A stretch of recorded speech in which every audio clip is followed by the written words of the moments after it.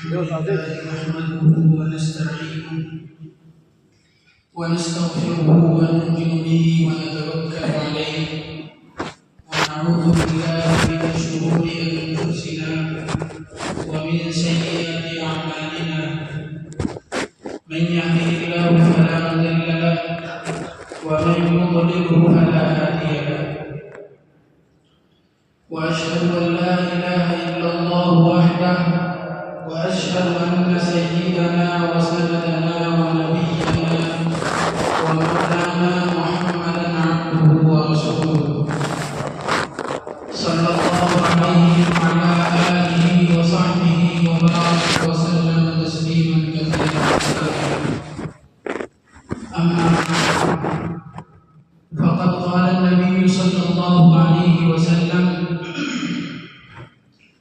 بعثت بكسر المزامير. وقال النبي صلى الله عليه وسلم: صوتان ملعونان في الدنيا والآخرة، مزمار عند نعمة ورنة عند مصيبة، أو كما قال عليه الصلاة والسلام. بزرگان محترم، عزیزان گرامی، اللہ رب العزت والجلال نے جس طریقے سے شراب کو حرام کیا ہے اور جس طریقے سے اللہ تعالیٰ نے زناکاری اور بدکاری کو حرام کیا ہے، بالکل اسی طریقے سے اللہ تبارک و تعالیٰ نے موسیقی، میوزک اور گانے بجانے کو حرام کیا ہے. اور گانا بجانا جس طریقے سے انسان کو دینی امور میں لاپرواہ بنا دیا کرتا ہے، انسان کے اندر دستبندی اور غفلت پیدا کر دیا کرتا ہے، بالکل اسی طریقے سے دنیاوی امور میں بھی انسان کو تنزلی انحطاط کا شکار بنا دیا کرتا ہے. تاریخ اس بات پر شاہد ہے، اتہاس گواہ ہے کہ جتنی بھی سلطنتیں تھیں، جب ان کے زوال کا وقت آیا تو جہاں ان کے زوال میں تنزلی میں انحطاط میں بہت ساری وجوہات تھی، وہیں ایک بڑی وجہ یہ تھی کہ انہوں نے اپنے آپ کو گانے بجانے میں منہمک کر رکھا. روم اور یونان جیسی بڑی بڑی قوموں اور ان کی سلطنتیں جو زوال کا شکار ہوئی، اس سے یہی پتہ چلتا ہے کہ گانے بجانے سے انسان جس طریقے سے دینی امور میں غفلت کرنے لگتا ہے، اسی طریقے سے وہ دنیاوی امور میں بھی غفلت برتنے لگتا ہے. ہمارے ہندوستان کو دیکھ لیجیے، ہندوستان میں مسلمانوں کی حکومت کئی سو سال تک رہی، لیکن آخرکار مسلمانوں کی حکومت پر زوال آیا، مسلمانوں کی حکومت انحطاط کا، تنزلی کا شکار ہوئی. تو اس کی بڑی وجہ یہی تھی کہ آخری دور کا بادشاہ محمد شاہ رنگیلا، اس کو گانے بجانے کے بغیر چین ہی نہیں پڑتا تھا. وہ دربار کے اندر حاضر نہیں ہوتا تھا جب تک کوئی لونڈیا، کوئی کنجری اس کے سامنے آ کر گانا نہ گائے اور اس کو ناچ کرنا دکھائے، اس کے بعد وہ دربار میں حاضر ہوا کرتا تھا. یہی وجہ ہے کہ اللہ کے نبی سرکار دو عالم صلی اللہ علیہ وسلم نے بھی گانے بجانے کو شراب جیسی حرام کردہ چیز کی سب کے شمار کیا ہے، اور اسی طریقے سے زنا جیسی حرام کردہ چیز کی سب کے شمار کیا ہے. اللہ کے نبی صلی اللہ علیہ وسلم نے فرمایا کہ لَيَكُونَنَّ مِنْ أُمَّتِي أَقْوَامٌ يَسْتَحِلُّونَ الْحِرَ وَالْحَرِيرَ وَالْخَمْرَ وَالْمَعَازِفَ. کہ عنقریب میری امت میں کچھ لوگ ایسے ہوں گے کہ جو گانے بجانے کو اس طریقے سے حلال سمجھیں گے جس طریقے سے وہ آگے چل کر شراب پینے کو حلال سمجھیں گے.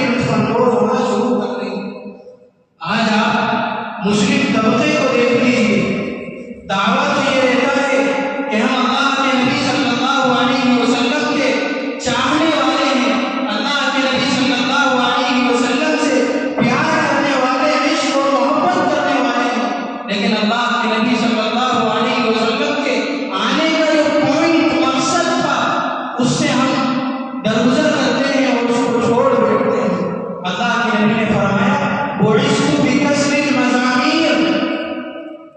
کہ مجھے تو اس لیے بھیجا گیا ہے کہ میں آنے کے بعد لوگوں کو گانے بجانے سے روکوں، لوگوں کو میوزک کے استعمال سے روکوں، لوگوں کو ڈیجوں سے روکوں۔ اور آپ دیکھ لیجئے معاملہ اس کے اپوزٹ ہو رہا ہے۔ انسان دعویٰ تو یہ کر رہا ہے، مسلمان کہہ تو یہ رہا ہے میں اللہ کے نبی کا چاہنے والا ہوں، اور کام ایسا کر رہا ہے کہ جس سے اللہ کے نبی سرکار دو عالم صلی اللہ علیہ وسلم کے سینے کو چھلنی کر رہا ہے۔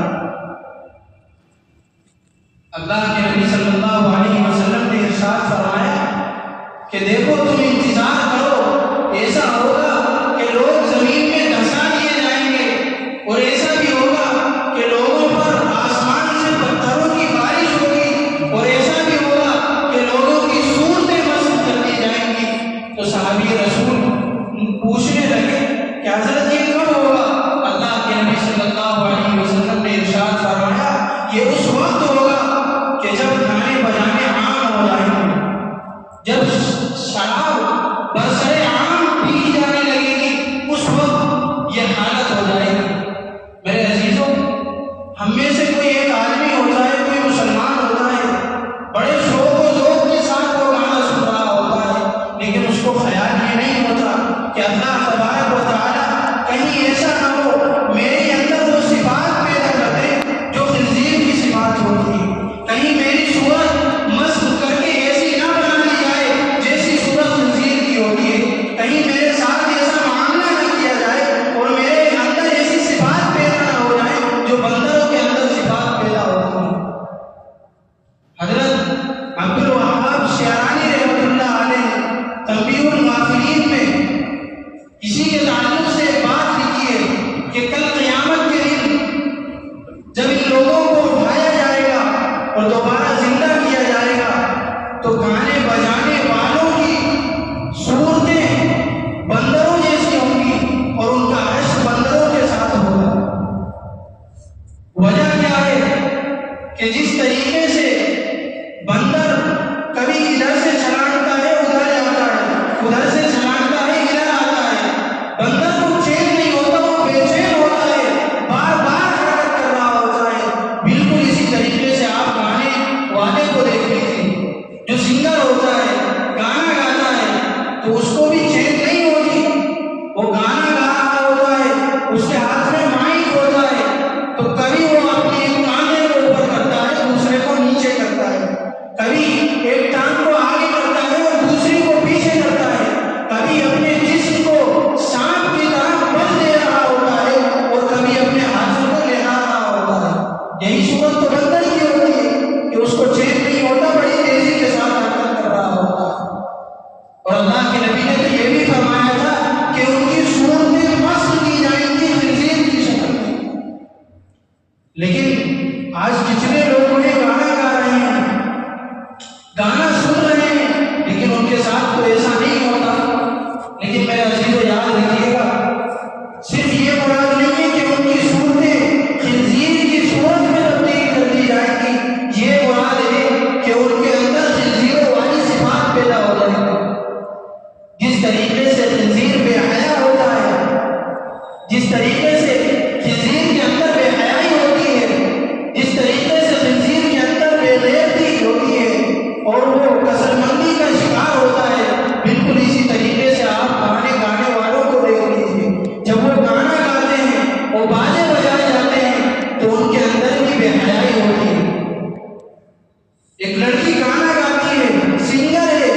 وہ گانا گاتی ہے تو پورا اس کا جو جسم ہوتا ہے وہ بے حیائی کی نقشہ کشی کر رہا ہوتا ہے، پوری بے حیائی کا منظر ہوا کرتا ہے۔ تو یہی تو اللہ کے نبی فرمانا چاہ رہے ہیں، یہی تو اللہ کے نبی بتانا چاہ رہے ہیں۔ اور آج امت کے بڑے طبقے کا حال یہ ہے کہ گانے بجانے میں اس طریقے سے مشغول ہو گیا ہے کہ گانے بجانے کے علاوہ، گانے سننے کے علاوہ، گانا گانے کے علاوہ اس کو کہیں پر چین اور سکون نہیں ملتا۔ اللہ کے نبی صلی اللہ علیہ وسلم نے تو بہت پہلے ارشاد فرما دیا تھا، آدمی کی دو حالتیں ہوا کرتی ہیں، ایک حالت وہ ہوا کرتی ہے کہ جس میں آدمی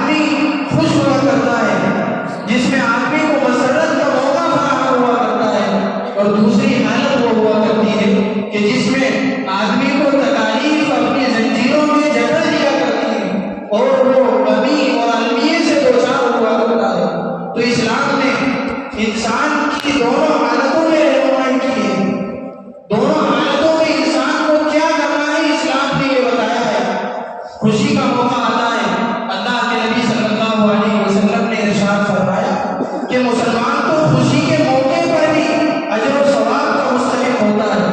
اور جب اس پر غم آتا ہے اور المیے سے وہ چار ہوتا ہے تو اس موقع پر بھی اس کو اللہ تبارک و تعالیٰ ثواب عنایت فرماتے ہیں۔ کیوں ثواب عنایت فرماتے ہیں؟ کیونکہ خوشی کے موقع پر وہ ایک بڑی عبادت انجام دیا کرتا ہے، جس عبادت کو ہم شکر کہتے ہیں۔ یہ شکر اللہ کی بڑی عبادت ہے، تو جب اس کو خوشی کا موقع ملتا ہے، اس کے ساتھ مسرت کا موقع فراہم ہوتا ہے، تو وہ اللہ تبارک و تعالیٰ کا بندہ بنتا ہے اور اللہ تبارک و تعالیٰ کے سامنے شکرانے کی نماز ادا کر کے اللہ تبارک و تعالیٰ کا شکر ادا کیا جاتا ہے۔ اور اگر اس پر کوئی غم آ جاتا ہے تو وہ رونا دھونا نہیں کرتا، وہ نوحہ نہیں کرتا، وہ ماتم نہیں کرتا، وہ سینہ کوبی نہیں کرتا، بلکہ وہ تو اللہ تبارک و تعالیٰ کا کے سامنے صبر کیا کرتا ہے، اور اللہ تبارک و تعالیٰ اس کو صبر کی دولت سے نوازتے ہیں۔ اللہ کے نبی نے فرمایا یہی دو حالتیں جب کسی کافر پر آتی ہیں، جب کسی مشرک پر آتی ہیں، تو اس کا معاملہ بالکل اپوزٹ ہوا کرتا ہے، اس کا برعکس ہوا کرتا ہے۔ جب وہ خوشی سے دوچار ہوتا ہے، خوشی کا موقع اس کو ملتا ہے، تو خوشی کے وقت وہ گانے بجاتا ہے، میوزک لگاتا ہے،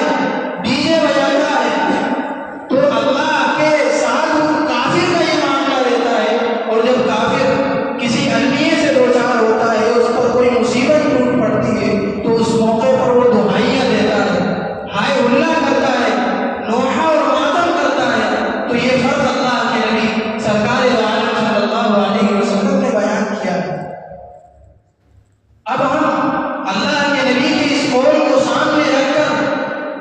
اپنے آپ کو دیکھ سکتے ہیں کہ اللہ کے نبی کے اس قول کے مطابق ہم مسلمانوں کا شیوا اختیار کیے ہوئے ہیں،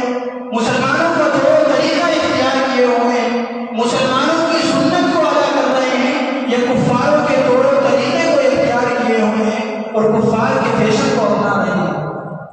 ہمارے وہاں بھی خوشیاں آتی ہیں، ہمارے وہاں بھی غمی آتی ہے۔ شادی ہوتی ہے تو خوشی کا موقع ہوتا ہے، بیٹے کی شادی ہے تو باپ بڑا خوش ہوتا ہے، بیٹی کی شادی ہے تو باپ بڑا خوش ہوتا ہے، جس انسان کی شادی ہو رہی ہوتی ہے وہ خود خوش ہوتا ہے۔ تو اس حالت میں ہمارا کیا طور طریقہ رہتا ہے؟ بڑے بڑے ڈی جے لائے جاتے ہیں، شادی کی شروعات ہونے سے پہلے 2-4 دن پہلے انسان یہ سوچنا شروع کر دیتا ہے کہ مجھے اس گلی کو سجانا ہے، اپنے گھر کو سجانا ہے، اور کون سے ڈی جے خرید کر لانے ہیں، کون سی دکان سے لانے ہیں، اور کون سا میوزک بجانا ہے، اور کون ہماری شادی میں آ کر ڈانس کرنے والے ہیں، کون سی لڑکیاں کون سے لڑکے ہماری شادی میں آ کر ناچنے والے ہیں، وہ اس فکر میں مبتلا ہو جانا پڑتا ہے۔ حالانکہ اللہ کے نبی صلی اللہ علیہ وسلم نے یہ کفار کا طریقہ بتایا ہے، اور غمی کی حالت میں کفار کیا کرتے ہیں، غیر مسلم کیا کرتے ہیں کہ میں یہ کام کر لیتا تو یہ نہ ہوتا، پورے دن ہر بار جب بھی اس کام کا ذکر آتا ہے وہ یہی کہہ رہا ہوتا ہے اگر ایسا کر لیا ہوتا تو ایسا نہیں ہوتا، وہ دماغ میں ٹینشن بٹھا لیتا ہے۔ لیکن مسلمان کی یہ حالت نہیں ہوتی، مسلمان اس پر صبر کرتا ہے، اور اللہ تبارک و تعالیٰ کی تقدیر پر، اللہ تبارک و تعالیٰ کے بات کے مقدر کرنے پر وہ راضی ہو جایا کرتا ہے۔ اور یاد رکھیے گانا بجانا یہ بہت بڑا گناہ ہے، بہت بڑا گناہ ہے۔ جو لوگ گانا بجاتے ہیں اور اس زور سے گانا بجاتے ہیں کہ خود تو گانا سن رہے ہیں، برابر میں جو مسجد ہے، مسجد میں نماز ادا کرنے والے نمازی پریشان ہو جایا کرتے ہیں، وہ نماز پڑھ رہے ہوتے ہیں، اللہ کی عبادت کر رہے ہوتے ہیں، ان کے ذہن گناہ کو الجھا دیا جاتا ہے۔ تو یاد رکھیے اللہ نے فرمایا اولئک لہم عذاب مہین، کہ جو لوگ اس طریقے کے کام کرتے ہیں ان کے لیے اللہ تبارک و تعالیٰ کے وہاں اہانت آمیز عذاب ہے،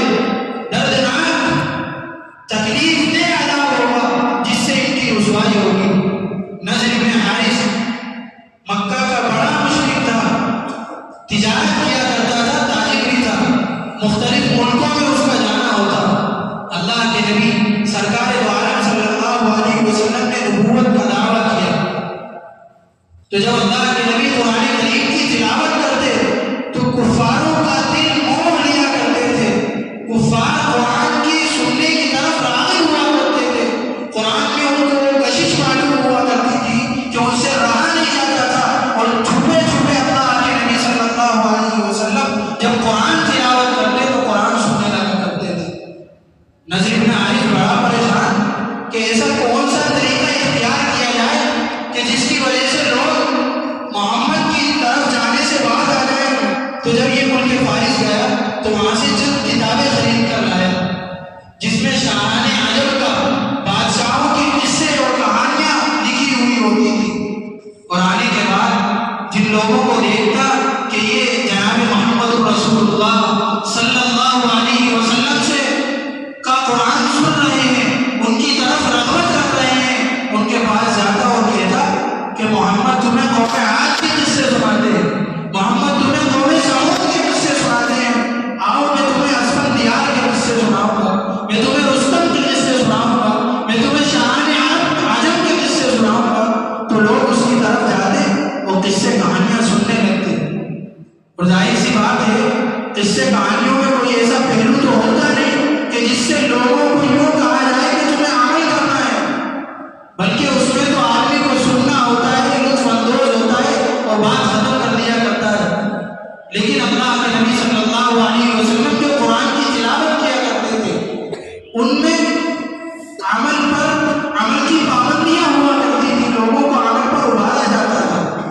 تو لوگوں سے پوچھنے لگتا کہ بتاؤ جو قصے کہانیاں میں تمہیں سناتا ہوں وہ اچھی لگتی ہے یا جو محمد سناتا ہے وہ اچھی لگتی ہے؟ اور ایک طریقہ اور اختیار